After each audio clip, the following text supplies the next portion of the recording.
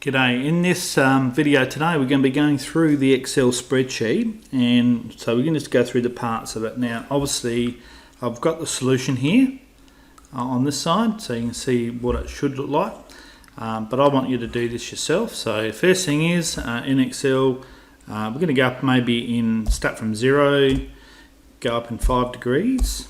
Alright, so we'll go up to 90.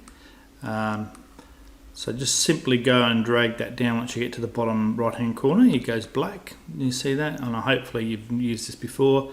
Now radians, we need to convert to radians, so putting your formula equals, and point to that cell there, and to convert from degrees to radians you have to times by pi. So if you type in pi bracket bracket, that defines pi, and then divide that one by 180. Okay, and then if you drag that down, that will convert all those to radians. Alright, so that makes the next bit pretty easy for us. Now, we want to work out the initial velocity, the vertical velocity, so that is V sine theta. So again, equals for a formula, point to our velocity. Now, we always want it to read that cell, so we have to use our dollar signs. So that's function F4. So it goes to dollar signs, that will always read cell B3 now, and we have to times that by sine bracket of the angle, and that's got to be in radians. So that actually work out your initial velocity and drag that down. Alright, that looks about right. And then our horizontal velocity, that's going to do the same thing, equals, and point to that cell, and we're going to use our function F4 again, so dollar signs, and then we times that by cosine bracket of the angle in radians, and we can fill that down. That should be 40 if it's going horizontally, and it should go down to 0. So that looks all pretty good to me. Now remember our time of flight derivation. The formula we came up with in our last video was SH is equal to minus V squared sine 2 theta over G. Alright, so that's what we have to put into this thing here. Well, that's not the time of flight. Sorry, the time of flight is equal to minus 2V sine theta over G. Alright, so that's what we're going to put into there. Alright, so equals, and it's going to be minus 2, put a bracket times velocity, and we'll do shift, we'll do our dollar signs, so function F4, so, and then it's going to be sine theta, so times that by sine theta.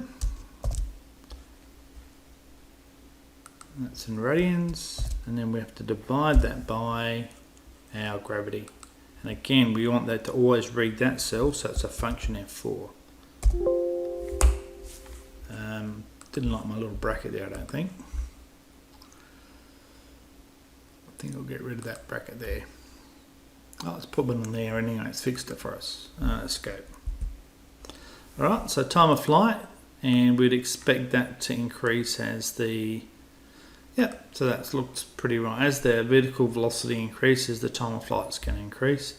And then our range formula was equal to, now it's minus bracket, it's V squared. So it's that cell there. Now you have to use caps lock. So shift 6 squared times by, and that's sine. And it's going to be simply 2 times by the angle, and then divide that by G. We have to do that F4, function F4.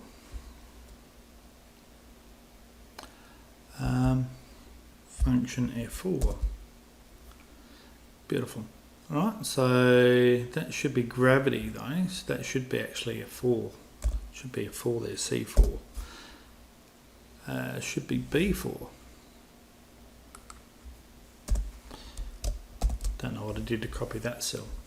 Alright, so we've got our velocity. Now B3, I forgot to put that as dollar signs, so function F4, put that as dollar signs. Alright, so again, if we fill that down, we should get a bit of an appreciation whether it's correct or not, and that's what we'd expect. Alright, so now, so we've got our spreadsheet here. Now you can tidy that all up and make it pretty if you need to. But again, you know, obviously we're using Excel for all of our pracs. Alright, so that's how I want you to display information. So just an example, when I put that in there, you know, what I'd do is I'd copy that, paste that in over here, and then you can just delete parts of the formula. Alright, so using cutting and pasting for certain things is a quick way of doing, you know, that. So if you've got a table set up, rather than typing everything from scratch, do a cut and paste and then just modify it. So it's a much quicker way to do that. Alright, so we're going to insert a graph. So we're going to insert a scatter graph over here. Alright, now I've got to actually highlight some things. So if I haven't done that, I can just right click and go select data. So we're going to add our data in. So our X series is going to be our angles. So copy that down there. Alright. And then our Y series is going to be our range. And you can type your title in. I'm not going to worry about doing that, but you get the idea. Alright, so here's my chart, and that shows the angle for every angle, how far other it's going to go. Now if we're looking at 0 and 90 degrees, it won't travel anywhere, just go straight up or down, or it won't even launch. And you can see that each of these angles here are mirrors of each other. Right? So every complementary angle, they travel the same distance. So if the two angles add up to 90 degrees, like in this case here we've got 30 and 60, right? Those two angles will travel the same distance. Remember, there's a trade-off between time of flight and the horizontal velocity. All right, so you need to find that balance to get your maximum range. Obviously, ground to ground, the best launch angle would be 45 degrees. As you increase the height, the launch angle decreases. All right, so there are things that you need to be able to intuitively understand and remember. Now, what I'd like you to do, if you've done this and you find that fairly straightforward, you could look at doing the derivation and set up a spreadsheet for if you're launching above the ground and seeing how that works. All right, so the only real difference is the time of flight. So you would have to do that derivation with the SV in it. So anyway, that would be quite a good challenge, I think, for you to extend that. All right, so once you've done this, please save this in your OneNote so I can check that you've actually done it. Thank you.